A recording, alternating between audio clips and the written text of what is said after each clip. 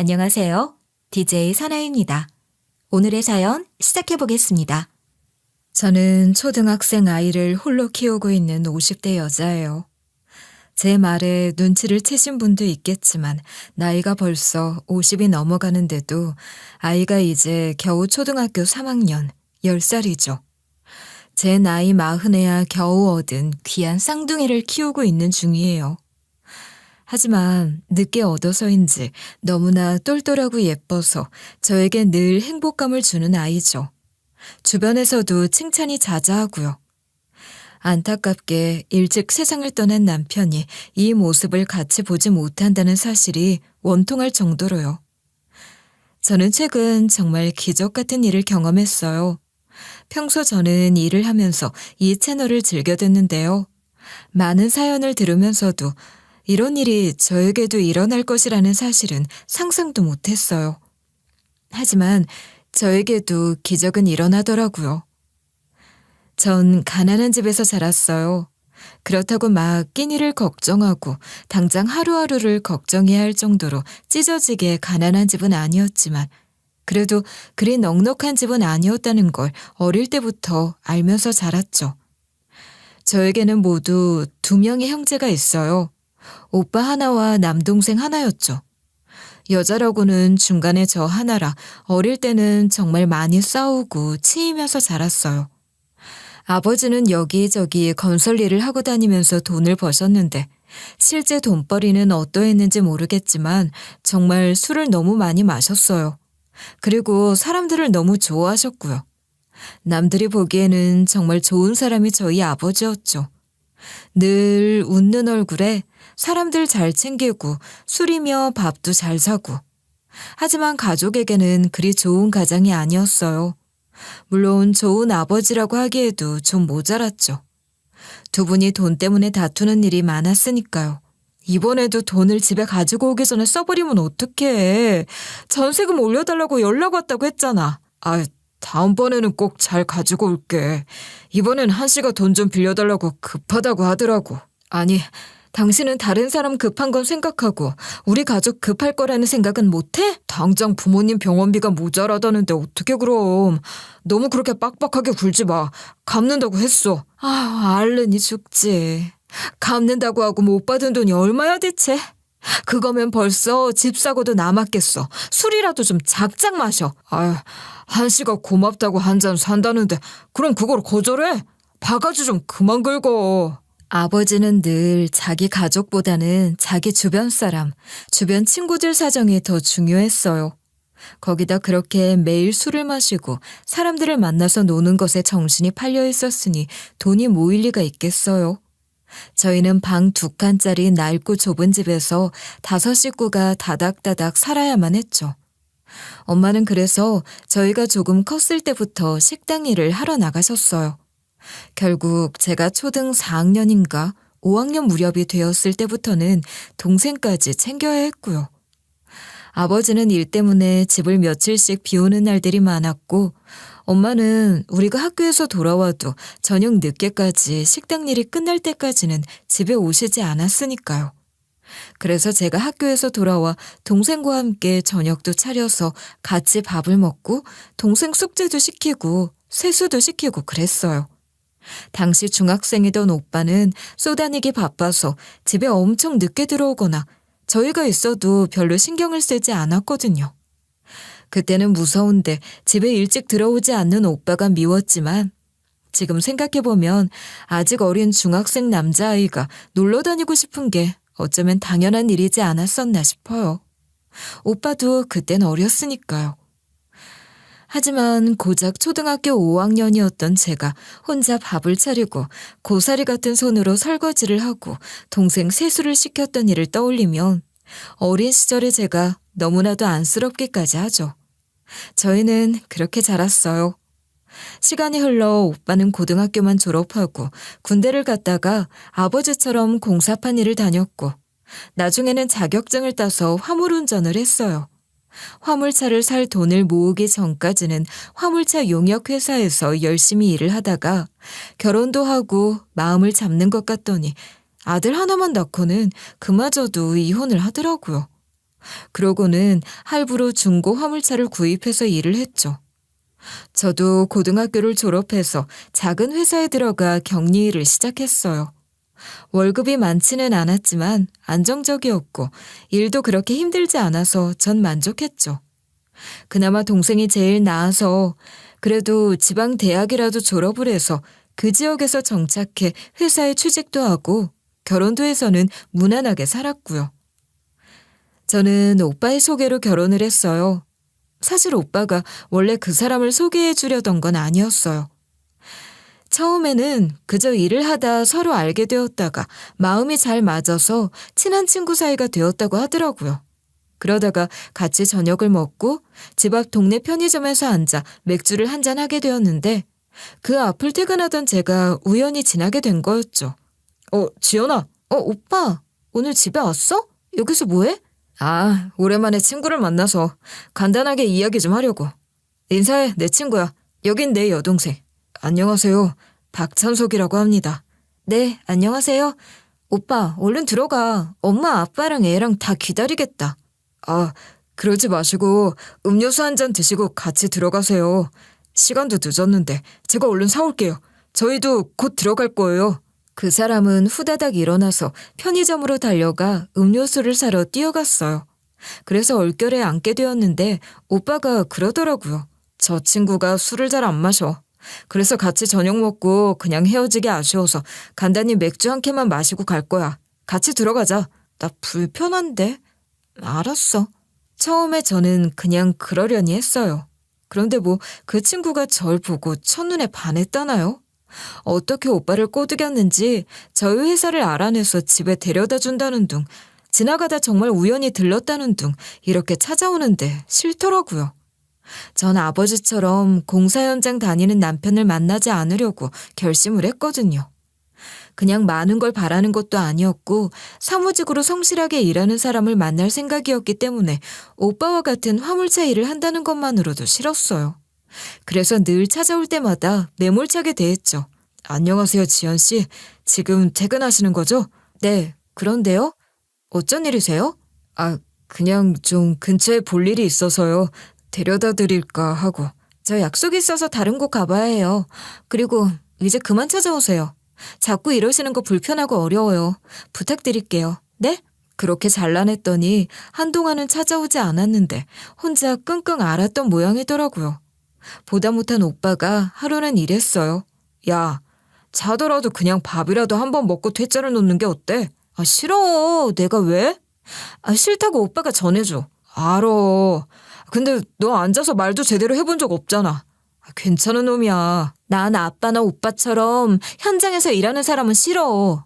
알잖아. 이 녀석은 달라. 정말 성실하고 술, 담배도 안 해. 보기 드문 사람이라 그래. 내가 부탁한다. 밥이라도 한번 먹고 그래도 정 아니다 싶음 그때 말해. 내가 왜 그래야 해? 연애도 못 해본 쑥맥이 널 보고 첫눈에 반해서 저러는데 그 정도는 사람 살린다 셈치고 해주라. 그래도 아니면 내가 다시는 말도 못 꺼내게 할게. 오빠는 멀쩡한 친구가 시들어가는 꼴을 못 봐주겠다고 사정사정을 하더라고요. 오빠는 그때 결혼 생활에 실패를 했다고 했잖아요. 그러면서 결혼 경험이 있는 자신이 보기에도 괜찮은 사람이라고. 혹시 잘 돼도 잘못돼도 괜찮다고 설득을 했어요. 그 정도 녀석이면 자기는 정말 괜찮은 사람이라서 그러는 거니 믿어도 된다고요. 반 강제, 또 반은 그래, 주말에 할 일도 없는데 밥이나 한번 얻어먹자는 생각으로 저는 그 사람을 만나게 되었어요. 그러고 당연히 거절할 생각이었죠. 하지만 약속 장소에 나갔더니 덩치는 산만해서 안절부절 못하며 절 공주 취급하는 그 모습이 어찌나 귀엽든지. 제 말 한마디, 행동 하나에도 어쩔 줄 몰라 하면서 제가 하는 건 무조건 좋다고 하는 모습이 좋더라고요. 그래서 일단 한번 만나고 다음에도 만나자는 걸 좋다. 다음에 만나서 거절해야지 하고 또 만났다가 거절은 또 그 다음에 하다가 저희는 계속 만나게 되었어요. 그 사람이 진심으로 절 아끼고 위해주고 애지중지하는 그 모습이 얼마나 좋던지. 저는 늘 부모님을 대신해서 동생을 챙기고 살림이나 하던 깍두기 신세였는데 말이죠. 커서도 크게 주목받는 일은 없었고 회사에서도 마찬가지였어요. 그저 그렇고 그런 흔한 고졸 경리에 불과했으니까요. 그런 제가 뭐가 그렇게 좋다고 금이야 오기야 위해주는 모습에 저 역시 그만 마음을 빼앗겨버리게 되었던 것이죠. 그렇게 저희는 진지하게 만나게 되었어요. 그 사람은 제가 죽으라고 하면 죽는 신용까지 할 정도였고 그 모습은 시간이 가도 변하지 않았고요. 자기야, 나랑 결혼해주라. 결혼? 벌써? 우리 이제 만난 지 1년인데 나 이제 안 되겠어. 자기 만났다가 집에 데려다 주는 것도 싫고 쉬는 날 집에 혼자 있는 것도 싫어. 매일매일 얼굴 보고 싶어. 아우, 그만해. 안 그래도 매일 얼굴 보면서 나 보려고 지방 일도 안 간다고 오빠가 잔소리했다며. 그러니까 내가 지방 간 사이에 누가 체가면 어떡해. 그러니까 우리 결혼하자. 어? 내가 더 행복하게 공주님처럼 모실게. 알았어. 결혼하면 이제 신경 쓰지 말고 일도 열심히 하고 그러기야? 알았지? 그럼 고마워. 내가 진짜 열심히 일해서 더 행복하게 해줄게. 사랑해. 그렇게 저희는 결혼하게 되었어요. 워낙에 오빠가 칭찬을 많이 하고 마음에 들어하던 사람이라 저희 집에서는 반대하지 않았어요. 엄마는 저도 아빠처럼 현장 일하는 사람과 결혼하는 걸 약간 아쉬워하기는 하셨지만 그래도 사람 됨됨이를 보고 허락하셨죠. 오빠 역시 좋아했어요. 자기가 일만 하느라 가정을 돌보지 못해 자기는 결혼 생활에 실패했지만 이 녀석이라면 잘할 거라고 좋은 선택이라고까지 했으니까요. 그렇게 우리는 부부가 되었죠. 그때 저희 집은 아버지가 나이가 드시면서 몸이 따르지 않아 일을 그만두셨어요. 그리고 엄마가 악착같이 모은 돈으로 치킨집을 차려서 아버지와 엄마가 같이 운영을 하고 있는 중이었죠. 치킨집이라고는 했지만 거창한 프랜차이즈는 아니었고 동네에서 닭을 튀겨 팔고 저녁에는 맥주도 같이 파는 그런 작은 가게였어요. 부모님은 그 가게를 운영하면서 오빠의 아이도 키우고 있었어요. 오빠가 이혼을 할 때 새언니가 아이까지 다 두고 가버렸기 때문이었죠.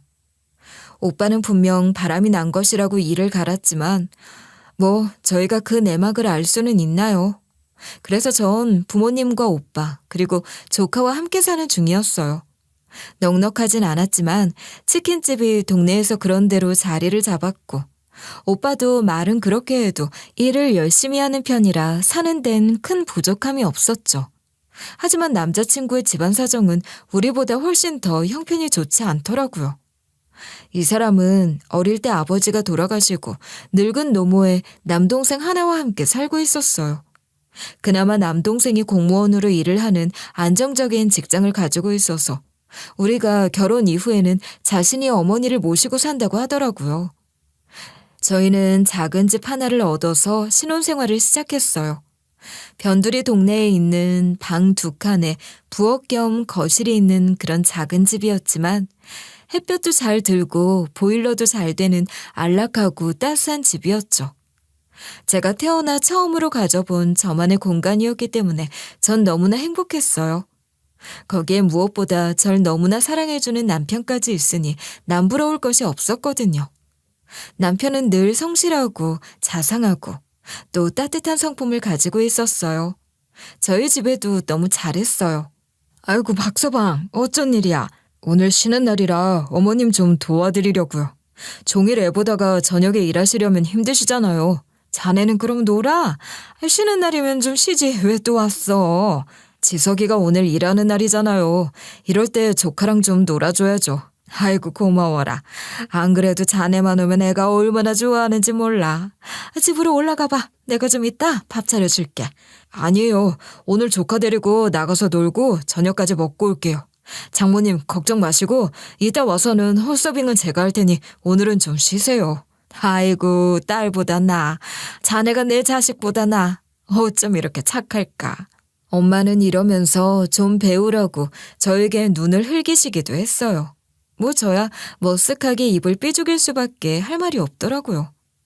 매일 가게 일 좀 도우라고 해도 회사에서 퇴근하고 또 일을 하게 하냐며 엄마에게 신경질을 부린 날이 하루 이틀이 아니었거든요. 남편이 이렇게 저희 집에 자라니 저 역시 시어머니에게 잘할 수밖에 없었어요. 시어머니는 연세가 저희 친정엄마보다 더 있으셨지만 소박하고 또 여리고 선하신 분이었어요. 동생도 그랬죠. 그 선한 품성이 전부 어머니에게 물려받은 듯 했어요. 어머니, 이거 영양제 잘 챙겨 드셔야 해요. 제가 저번에 사드린 건 다 드셨어요? 응, 그래. 먹으니까 너무 좋았어. 고마워. 그리고 앞으로 이런 거 사오지 마. 왜요? 먹으니까 좋으셨다며. 괜찮아요. 안 비싸요. 그래도 우리가 뭐 해줄 것도 없는데 자꾸 뭐 사오면 오기 부담스럽지 않니?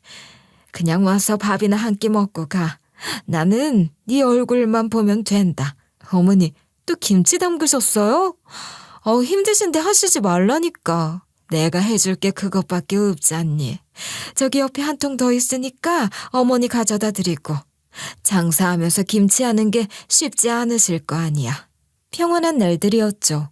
저희는 돈도 알뜰하게 모아서 집도 넓히고 잘 지냈어요. 저희 둘 사이에는 그 어떤 문제도 없었죠. 단 하나, 문제가 있다면 아이가 생기지 않는다는 거였어요. 처음 1년은 별 생각 없이 지나갔지만 2년이 되고 3년이 되었는데도 아이가 생기지 않으니 슬슬 불안하더라고요. 그래도 언젠가는 생기겠지 했지만 결혼한 지 5년이 되도록 아이가 들어서지 않더라고요. 남편이 아이를 너무 원하기도 했고 저 역시 아이를 가지고 싶어 결국 용하다는 한의원에 찾아가 한약도 먹어보고 병원도 다녔지만 별 소용이 없었어요. 그러다 결국 유명하다는 불임 클리닉을 찾아가게 되었죠. 환자분은 아무 이상이 없어요. 아주 건강하시네요. 다음에 남편분이랑 같이 오세요. 남편분 검사를 해보죠. 남편이요? 네. 불임의 원인이 여자에게만 있는 게 아니거든요. 오히려 남자분들이 원인인 경우가 흔하니까 꼭 같이 오세요.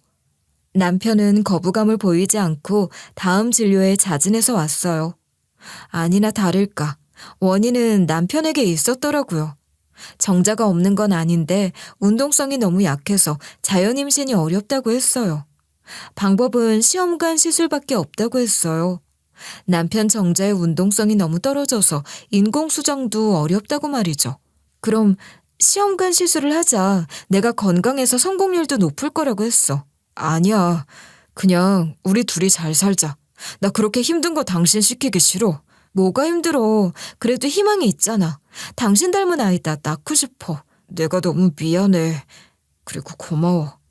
저는 낙담한 남편을 설득해 시험관 시술을 했어요. 아이를 가지기 위해 회사도 그만두고 식단도 바꾸고 최선의 노력을 했죠.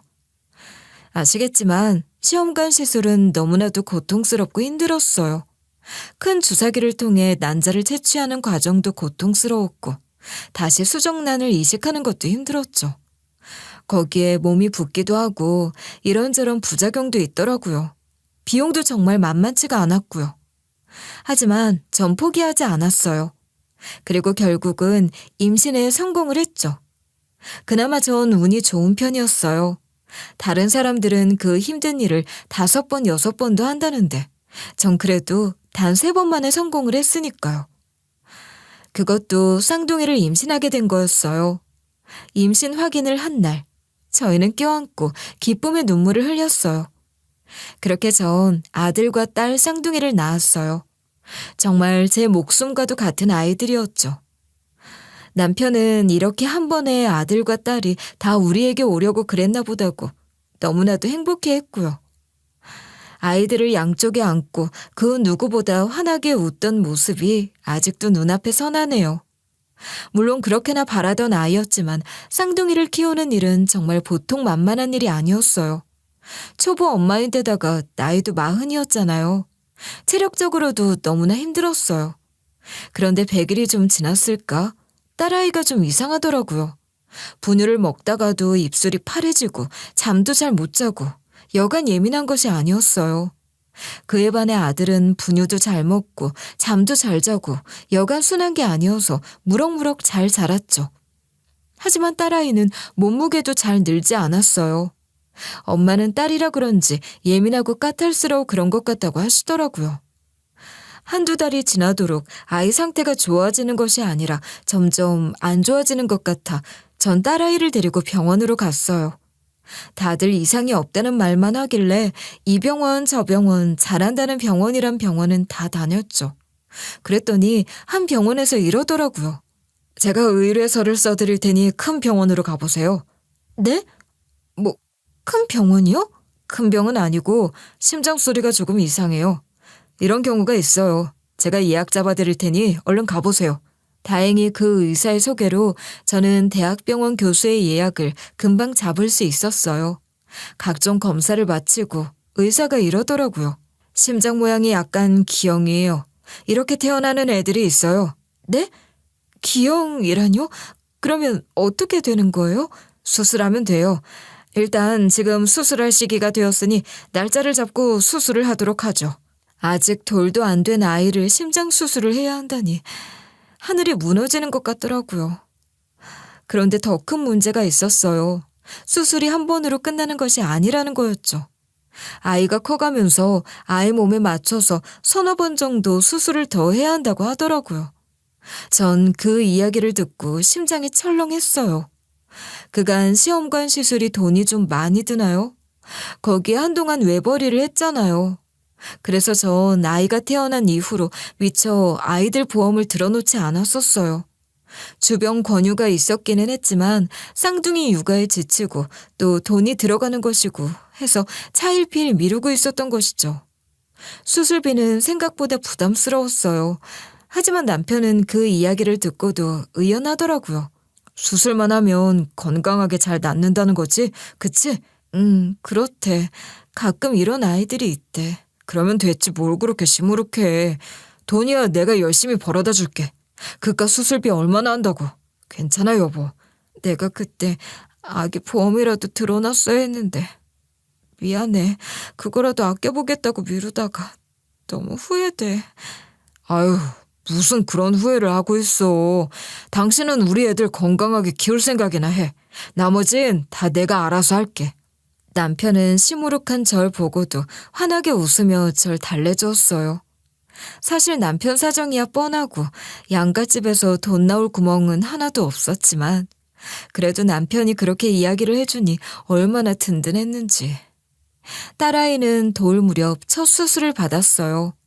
아이를 수술실로 들여보내는 건 정말 못할 짓이더라고요. 차라리 내 생사를 찢을 수 있으면 그러고 싶을 정도였으니까요. 환자복을 입고 아무것도 모른 채 방긋방긋 웃는 아이를 의사들 손에 보내고 닫힌 수술실 문 앞에 서 있는데 눈물이 왈칵 쏟아지더라고요. 정말 가슴이 갈갈이 찢기는 것 같다는 말이 뭔지 실감을 했으니까요. 다행히 수술은 잘 되었어요. 딸아이는 무사히 회복해서 건강하게 퇴원을 했죠. 그리고 심장 수술 외에는 잔병치레 하나 없이 건강하게 잘 자랐어요. 아들은 그야말로 건강 그 자체였고요. 남편은 그런 아이들을 위해 정말 열심히 일을 했어요. 자는 시간도 줄여가며 일에만 매달렸을 정도니까요. 제가 너무 무리하는 거 아니냐고 했지만 남편은 그때마다 환하게 웃으며 절 안아줬어요. 그리고 아무 걱정하지 말라고만 했죠. 그 품이 얼마나 따뜻하고 또 든든했는지. 저는 아직도 눈을 감으면 그 사람의 듬직하던 품속이 생생하게 기억이 나요. 딸아이 수술을 하면서 빚을 약간 지기는 했지만 그래도 그리 형편이 어려운 정도는 아니었으니 우리는 이렇게 열심히 잘 살면 될 거라 저는 생각했어요. 그렇게 행복하게 살면 된다고 말이죠. 그러던 어느 날, 그날은 남편이 오랜만에 집으로 돌아오는 날이었어요.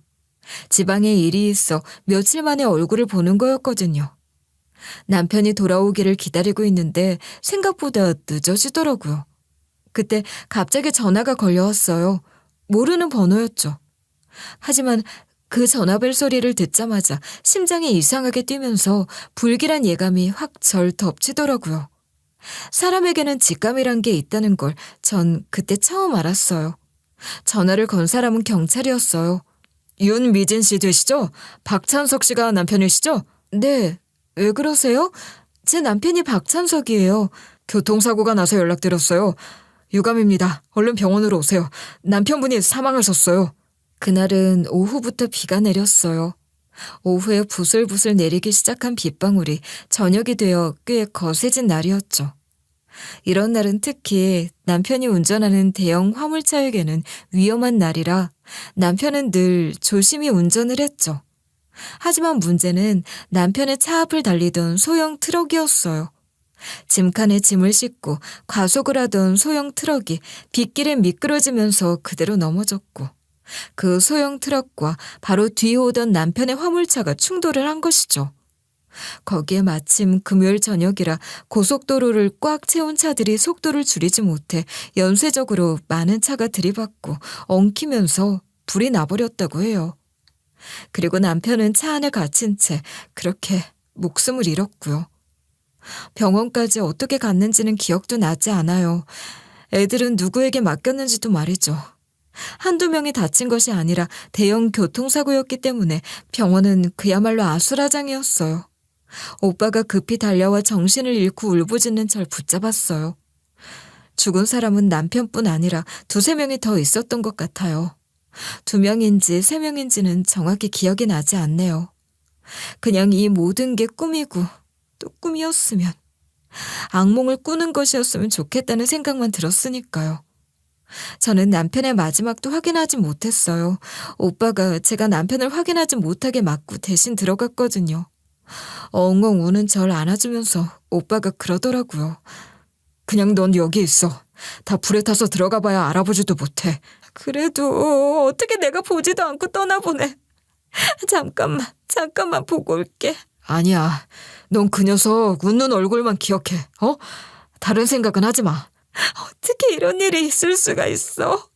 혼자 얼마나 무서웠을 거야. 나 어떡해, 오빠? 괜찮아. 잘 살 수 있어. 너 이렇게 울면 그 녀석 눈 못 감아. 그러니까 애들 생각해서라도 견뎌.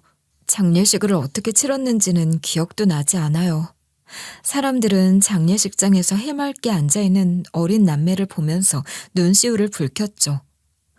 시어머니는 거의 혼절을 하다시피 하셨고 말수가 적었던 남편의 남동생도 어린 조카들을 껴안고 펑펑 울더군요. 그때가 아이들이 4살이었어요. 그리고 딸아이는 한 달 있다 또 수술을 해야 했고요. 보상금도 제대로 받을 수가 없었어요. 워낙 차 여러 대가 뒤엉킨 데다가 남편이 몰던 화물차가 제일 덩치가 커서 남편의 잘못이 있다는 헛소리가 나왔거든요. 그 차만 아니었으면 사고가 그렇게까지 커지지 않았을 거라는 둥. 안전거리를 지키지 않은 화물차에게도 과실이 있는 것이라며 앞차 보험사가 우겨대지를 않나. 바로 뒷차 보험사도 화물차만 아니었으면 운전자가 살았을 거라고 하지를 않나. 사고가 났던 인간들이며 보험사끼리 서로 잘못을 뒤집어 씌우고 싸워대면서 소송을 하겠다, 어쩐다, 과실을 따져보자는데 정말 인간 같아 보이지 않았어요. 당장 사람이 죽었는데 그 죽음 앞에서 계산기만 두드리고 있는 것들이 인간인가 싶더라고요. 다행히 오빠와 시동생이 달려들어 개입을 하고 싸워서 겨우 저희가 돈을 물어주지 않고 정리를 하기는 되었지만 저희도 보상금은 제대로 받지 못한 채로 사고는 마무리가 되었어요. 앞차가 가장 큰 사고의 원인이었지만 뒤에서 부딪힌 우리 잘못도 있다나요? 빗길에 갑자기 앞에서 덤벼드는 차를 어떻게 피하라는 건지 모르겠지만 그렇게 남편은 허망하게 세상을 떠났어요. 남편이 총각 때 들어놓은 보험에서 약간의 사망보험금이 나오긴 했지만 그마저도 남은 차 할부금을 갚는 데 쓰고 나니 남은 돈은 없더라고요. 그렇게 대충 일을 마무리하고 아들을 친정에 맡기고 저는 딸아이 수술을 위해 아이를 병원에 입원시켰어요. 그리고 그때부터는 모든 것이 고스란히 빚으로 쌓이기 시작하더라고요. 쌍둥이가 있는 상황에 제가 당장 일을 하러 갈 수도 없고 수술비와 입원비, 거기에 생활비까지. 게다가 안 그래도 오빠 아이 때문에 힘든데 제 아들까지 맡겨놓은 부모님에게 뭐라도 좀 해드려야 하잖아요. 나이가 많으신 데다가 남편이 세상을 떠나고 나서 더 쇠약해진 시어머니는 한창 혈기왕성한 4살짜리 아들을 봐주실 입장도 아니셨고요. 제가 쌈짓돈으로 모아놓은 돈은 순식간에 사라지더군요. 그나마 다행인 것은 이번에도 딸아이의 수술은 잘 되었다는 것이었어요. 그렇게 무사히 치료를 마치고 집으로 돌아와 통장 잔고와 쌓인 빚을 보는데 정말 이대로는 안 되겠다는 생각이 들더군요. 저는 딸아이가 몸을 어느 정도 회복했을 때 집 근처 어린이집을 알아봤어요. 그리고 아이들을 어린이집에 맡기고 일을 구하러 다녔죠. 물론 아이들을 오전과 낮 시간에만 맡겨야 했기 때문에 오래 일을 할 수는 없었지만 말이에요. 이것저것 일을 전전하다 저는 집에서 좀 떨어진 곳에 있는 식당에서 자리를 구할 수 있었어요. 오전에서 가장 바쁜 점심시간까지 일을 하고 퇴근을 하면 아이들이 어린이집에서 하원하는 시간에 딱 맞게 갈 수 있는 곳이라 시간대가 딱 맞았어요. 월급이 그리 많진 않았지만 그래도 서빙을 하는 일이라 일도 그리 고되지 않았고 그 정도면 대충 아이들과 한 달 먹고 살만은 해서 저는 바로 일을 시작했어요. 여기서 일을 하다 아이들이 더 크면 다른 일을 찾을 수 있으니 전 기쁜 마음으로 일을 했죠. 정말 절망 속에서 큰 동아줄을 찾은 느낌이라고나 할까요? 그 식당은 소박한 한식당이었어요. 점심때는 근처 직장인들이 많이 와서 밥을 먹는 곳이라 저녁보다 점심이 훨씬 붐볐고요. 주방은 사장님이 직접 모든 음식을 만들었기 때문에 믿고 맡길 만한 홀서빙을 구하셨던 것이죠. 저는 손님 한 명 한 명에게 최선을 다했어요. 최대한 웃으며 대하려고 하고 작은 요구르트 하나라도 더 드리려고 했고요. 그러다 보니 자주 저희 식당을 찾아 눈인사를 하고 간단한 말도 나누는 단골도 생기게 되었죠. 그중에는 늘 혼자 오는 중년의 아저씨도 계셨어요. 원래 점심 장사는 3, 3호 직장인들이 같이 와서 밥을 먹잖아요. 하지만 그 아저씨는 늘 혼자 오셨어요.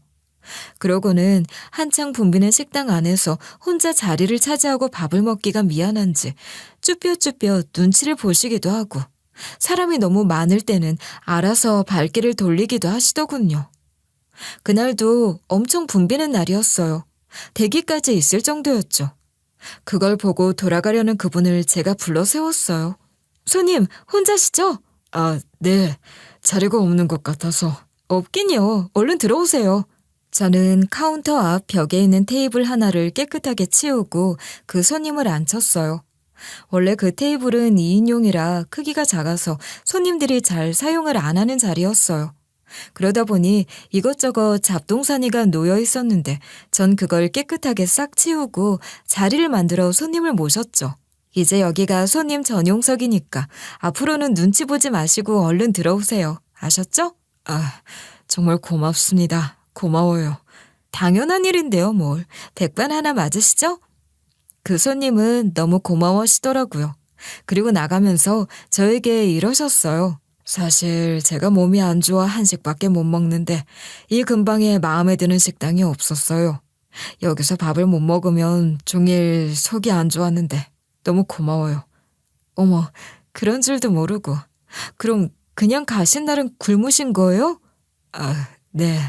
제가 여기 밥 외에는 소화를 잘 못하겠더라고요. 그럼 그냥 따지지 말고 매일 오세요. 저 자리에 앉으시면 제가 알아서 드릴 테니까. 아셨죠? 그 이후로 그 손님은 그야말로 매일 오셨어요. 매일 점심을 제가 일하는 식당에서 먹고 가신 거였죠. 이 식당이 그냥 백반으로 사장님이 매일매일 집처럼 다른 반찬과 다른 국으로 깔끔한 가정식을 차리는 곳이라 가능했을 거예요. 제가 오랫동안 이혼해 혼자 산 오빠를 봐온 터라 그 손님 역시 호라비 티가 나더라고요. 집에서 챙겨준다면 그렇게 매일 오지는 않아도 될 텐데 말이에요. 그래도 고마운 단골이었어요. 사장님도 그 손님이 아주 오랜 단골이라며 잘해주셨죠. 그리고 제가 일을 시작한 이후로 장사가 더 잘 되는 것 같다고 저에게도 고마워하셨고요. 이렇게 지금은 아이들도 건강하게 잘 크고 있고 착실하게 일해서 그런 대로 먹고 살고 있으니 저는 한시름 놓았다고 생각을 했어요. 그러던 어느 날 갑자기 아이들이 다니는 어린이집에서 급한 연락이 왔어요. 딸아이가 몸이 안 좋아 보인다는 거였죠. 퇴근을 하고 급히 아이를 데리러 가보니 아침까지만 해도 멀쩡하던 아이가 축 처져서 어지럽다고 하더라고요. 자꾸 잠만 자려고 하고요. 아무래도 이상해 하루 이틀 빠지고 병원에 가니 의사가 청천벽력 같은 이야기를 하더군요. 다른 곳에서도 이상이 발견이 되었어요. 빨리 수술을 하시죠. 저는 그 자리에서 털썩 주저앉을 뻔했어요. 다른 곳에서 이상이라니요? 그게 무슨 말씀이세요? 아직 수술한 지 1년도 안 지났어요. 아이가 자라면서 이런 경우가 있어요. 지금 문제는 약간 구멍이 생겨서 이걸 빨리 닫아야 해요. 그대로 두면 나중엔 걷기도 힘들 거예요. 그럼 빨리 수술해 주세요. 수술하면 되는 거죠? 네, 그런데 이거 어쩌죠? 당장은 수술이 어려우신데. 수술비도 문제였지만 그보다 더 큰 문제가 있었어요. 지금 당장 수술은 급한데 수술 스케줄이 너무 밀려서 할 수가 없다고 하더라고요. 왜 재작년과 작년에 난리가 나서 한창 의사들이 병원을 떠나 의사들이 모자랐을 때가 있었잖아요. 그것 때문에 당장 수술 스케줄을 잡고 수술을 기다리던 사람들도 일정이 밀리고 있는 상황이라 최대한 빨리 잡는다 해도 몇 개월을 더 기다려야 하는 상황이라고 했어요. 기가 막히더라고요. 당장 한시가 급하니 빨리 수술을 해야 한다고 의사 입으로 말을 해놓고 또 스케줄이 없으니 기다리라니. 제 입장에선 정말 환장할 노릇이었죠. 그러면 그 몇 달을 기다려도 아이는 괜찮은 거예요? 좋지는 않아요. 최대한 빠른 날짜를 알아볼게요. 애가 힘들어하면 움직이지 않도록 하세요. 다른 병원도 백방으로 다 알아봤지만 소용없었어요. 다른 병원 역시 더하면 더했지 상황이 다르지 않더라고요. 전 절망했어요. 딸아이는 계속 숨이 차고 힘들어하다가 결국엔 제대로 움직이지도 걷지도 못하게 되어서 결국 어린이집도 그만둬야 했어요. 어린이집 가서도 친구들과 같이 놀지도 못하고 힘들다고 누워만 있거나 선생님 품에 안겨만 있으려고 한다는 말에 어떻게 할 수가 없더라고요.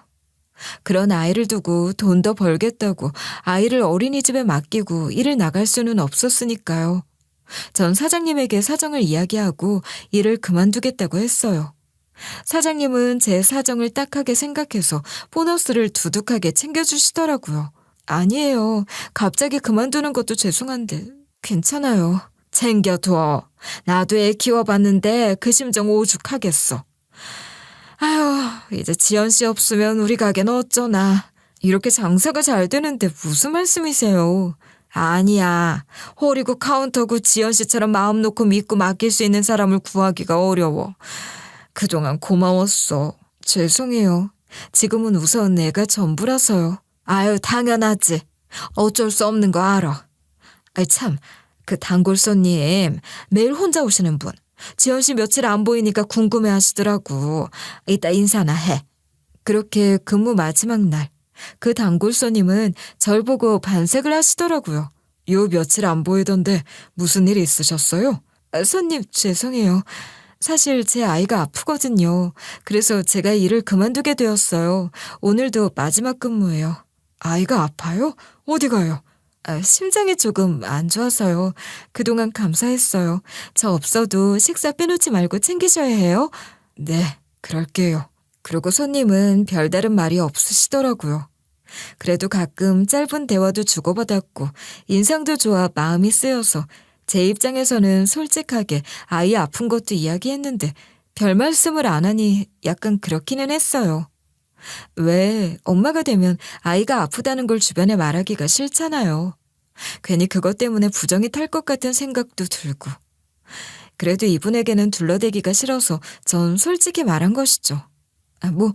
아무튼 그렇게 정신없이 점심 장사를 하고 시간이 지나자 그 많던 사람들이 썰물처럼 다 빠져나갔어요. 한창 붐비는 시간이 지나면 조금 한가해져서 저와 사장님은 홀에 앉아 한숨 돌릴 수가 있었죠. 그렇게 잠시 쉬고 있는데 갑자기 그 단골 손님이 가게로 오시더라고요. 뭐라도 잊은 물건이 있나 싶어서 전 그 손님을 바라봤죠. 뭐 두고 가셨어요? 아니에요. 사실 사람이 빠지길 기다리고 있었어요. 네? 왜요? 사실 제가 의사예요. 그것도 소아심장내과 의사죠. 자세히 이야기를 해보세요. 딸이라고 했죠? 몇 살이에요? 증상이 어떻죠? 정말이세요? 네, 지금 이제 막 6살이 되었어요. 돌 때 수술하고 작년에 또 수술하고요. 그분은 아이의 증상에 대해 자세하게 물어보시더라고요. 그리고 중간중간 메모도 하고요. 그리고는 이러셨어요. 요즘 병원마다 수술 스케줄이며 진료 때문에 난리예요. 내가 병원장인데 어느 병원에 있습니까? 저요? 이 앞 사거리에 있는 큰 병원이요. 그 말을 듣자 손님은 웃으시더라고요. 그것도 껄껄하고 크게 말이죠. 저와 사장님이 영문을 몰라 하니 그 손님이 이랬어요. 내가 바로 그 병원 병원장이에요. 자, 오늘 근무 끝나셨죠? 지금 당장 제 차로 아이와 함께 병원으로 갑시다. 정말이세요? 정말요? 그래요. 내가 요 앞에 차를 대두고 기다렸어요. 애 데리고 병원 갑시다. 이야기 들어보니 빨리 수술을 해야 하는 게 맞아요. 저는 어안이 벙벙했어요. 사장님이 정신 차리고 빨리 가보라고 등을 떠밀어서 전 황급히 그 손님, 아니 병원장님과 길을 나섰죠. 집에서 급히 아이를 데리고 병원장님과 병원을 들어서자 우리를 대하는 사람들의 태도가 정말 다르더군요. 정말 뻔질나게 온 병원이었는데 이젠 달랐어요.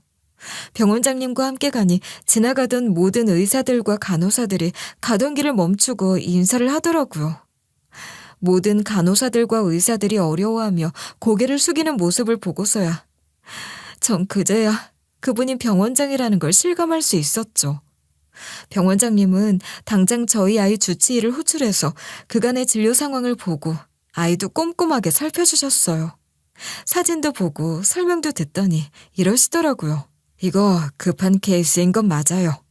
스케줄까지 기다렸다간 아이 상태도 나빠지고 좋지 않아요. 제가 바로 모레 수술할 테니 얼른 수속 받고 입원하세요. 정말이세요? 정말이요? 그럼요. 정말이죠.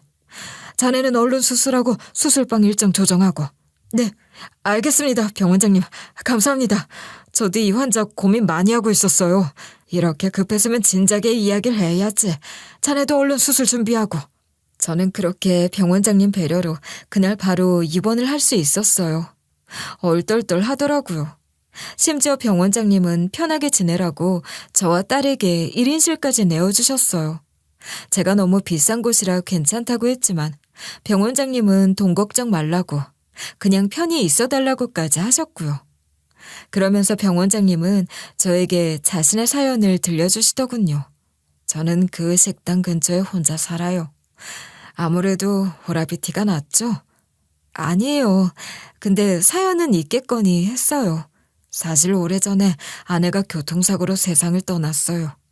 그래서 지연 씨 사연이 남 같지가 않았어요. 세상에, 그러면 그 이후로 혼자 지내신 거예요? 그렇죠.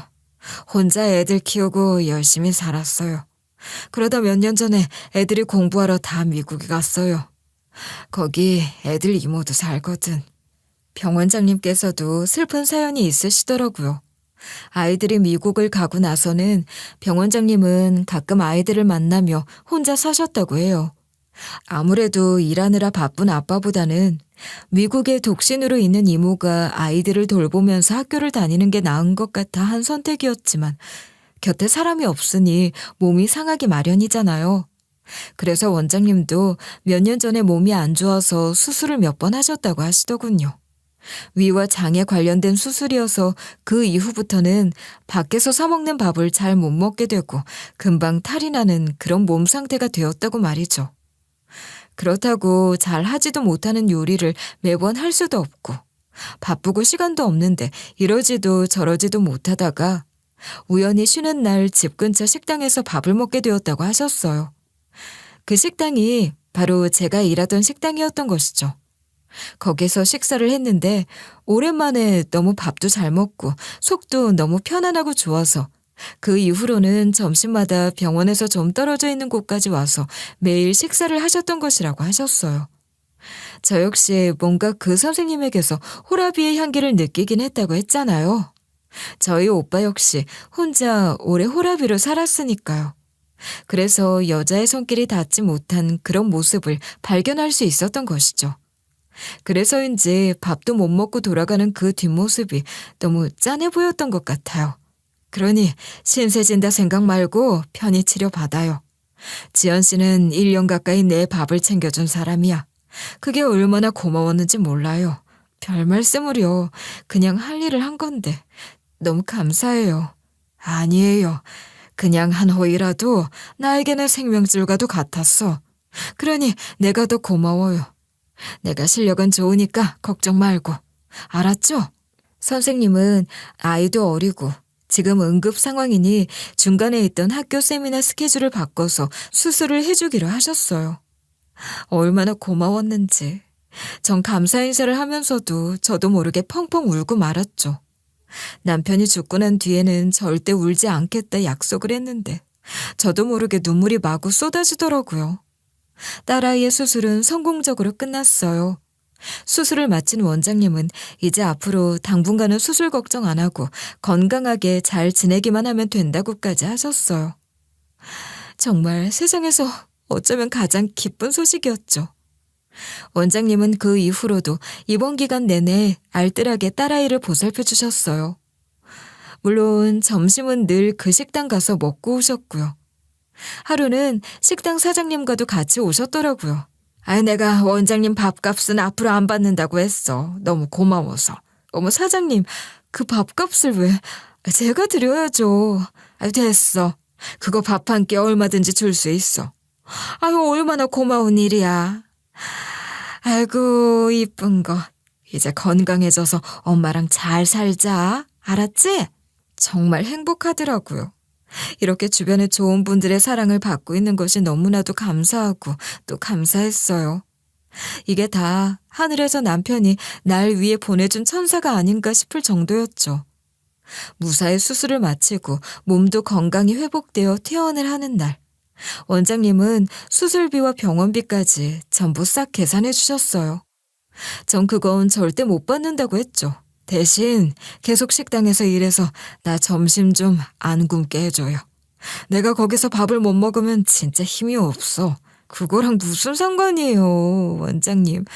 그리고 사장님이 밥값도 안 받는다고 언제든 오라고 하셨다면서요. 그래봐야 사장님은 바빠서 부엌에서 안 나오시잖아. 바뀐 직원은 혼자 가면 바쁘다고 눈치도 주는데 민망해서 못 가겠어요. 아무리 그래도 이건 너무 과분해요, 원장님. 어허, 진짜 왜 이래? 나 이 정도는 되니까 빨리 식당 일이나 해요. 네? 부탁드릴게. 이러시면서 웃으시는데 정말 너무나 감사하고 또 감사했어요. 하지만 저는 수술비와 병원비는 제발 받아달라고 부탁을 드렸어요. 그렇게 신세를 지면 제 마음도 무겁고 사실 제가 돈이 지금 부족하기는 하니 나눠서 갚겠다고 말이죠. 다시 일을 해서 월급 받을 때마다 조금씩 갚아나가겠다고. 그거 받아주시지 않으면 밥 안 드릴 거라고도 협박했어요. 원장님은 정말 고집이 세다며 웃으시더군요. 그렇게 딸아이는 무사히 퇴원을 했어요. 그 이후로 지금까지 너무나 건강하게 잘 자라고 있고요. 어릴 때 아픈 아이들이 커서는 건강하다고 하더니 이제는 밥도 너무 잘 먹고 키도 쑥쑥 자라고 있어요. 정말 감사하고 또 감사할 일이죠. 원장님은 요즘도 여전히 매일 식사를 하러 오시는 중이에요. 달라진 것이 있다면 이제는 제가 일하는 식당이 아니라 제가 사장으로 있는 식당으로 식사를 하러 오신다는 것이죠. 아이가 퇴원하고 다시 일상으로 돌아가 전 계속 식당에서 일을 했어요. 그런데 어느 날 사장님이 그러시더라고요. 내가 요즘 몸이 좀 안 좋아. 이제 식당을 하기에는 나이가 좀 많은 것 같아. 안 그래도 요즘 무릎도 안 좋고 허리도 안 좋다 해서 걱정이에요. 병원은요? 늙어서 그런 건데 뭐. 혹시 지연 씨, 이 식당 해볼 생각이 있어? 네?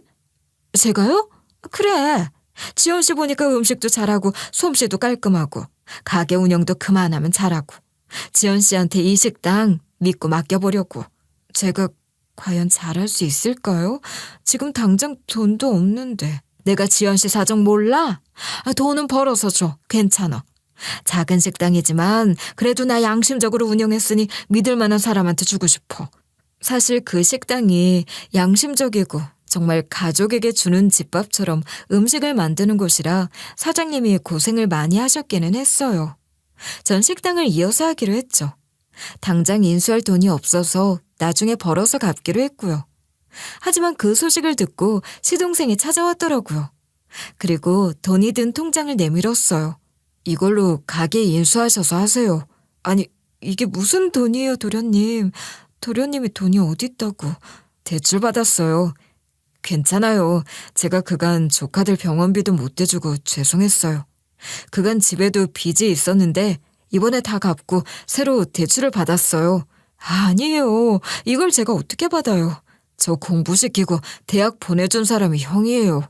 이걸로는 그 은혜 다 못 갚지만 이렇게라도 하게 해주세요. 정말 고마운 마음이더라고요. 그래서 전 덕분에 사장님에게 식당을 인수해서 지금껏 잘 운영하고 있어요. 사장님에게 가게 운영 노하우도 전수받고 반찬 레시피도 전수받고 제가 드린 값보다 더 넘치게 사장님은 저에게 해주셨죠. 그 이후로도 원장님은 매일 점심마다 식사를 하러 오시는 중이에요. 그 뒤로 저는 원장님의 밥값은 안 받고 있죠. 밥값을 내면 밥을 안 줄 거라고 했더니 원장님도 결국 밥값 내는 걸 포기하셨어요. 세상에 돈 내면 밥을 안 주겠다니. 세상 천지에 이런 식당 사장이 어디 있냐고 하셨지만 제 고집을 꺾을 수는 없으셨죠. 요즘에 점심을 드시고 제가 싸주는 저녁 도시락도 가져가시는 중이세요. 아직 수술 후유증과 계속 복용해야 하는 약 때문에 조심해야 하는 음식들이 있기는 하지만 그래도 덕분에 건강이 많이 좋아졌다고 하시더군요. 그렇게 전 잘 지내고 있어요. 사실 아직도 빚은 조금 남아있기는 해요. 남편 트럭의 할부금이 워낙 큰 금액이었고 원래 있던 빚도 좀 액수가 컸던 상황이었거든요. 그리고 그 사이에 병원이며 수술이며 이런저런 일들이 워낙 많았으니까요. 하지만 전 앞으로 상황이 나아질 것이라는 희망이 있다는 사실만으로도 너무나 행복해요. 아이들은 이제 무럭무럭 건강하게 잘 자라고 있고 전 지금 일도 있고 그 일로 돈을 벌어서 가정도 잘 꾸려나가고 빚도 차근차근 갚고 있으니 뭐가 더 필요하겠어요. 이것만으로도 되었다고 전 생각해요. 무엇보다 이번 일로 인해 평소의 작은 호의가 얼마나 큰 기적을 만들어내고 또 얼마나 큰 보답으로 돌아오는지도 배웠으니 살면서 행동 하나하나도 허투루게 하지 않아야 한다는 사실도 알게 되었고요. 무엇보다 그 보답으로 정말 괴롭고 힘들 때 은인이 나타나 절 돕기도 했으니 전 스스로를 행운아라고 생각해요. 행운하니 앞으로 분명히 더 행복해질 것이라고 확신하고 있고요. 여러분들도 우연치 않게 선행을 베푸신 적이 있으신가요? 물론 보답을 바라고 하는 일은 아니지만 그런 작은 선행이 쌓이면 반드시 좋은 보답이 돌아오지 않을까요? 그리고 그것이 우리 사는 세상을 조금 더 살만나게 하는 것이고요. 그런 희망으로 오늘 하루를 좀 더 즐겁고 행복하게 사셨으면 좋겠어요. 이 이야기를 듣는 모든 분들에게 행복이 찾아가기를 빌어볼게요. 들어주셔서 감사합니다.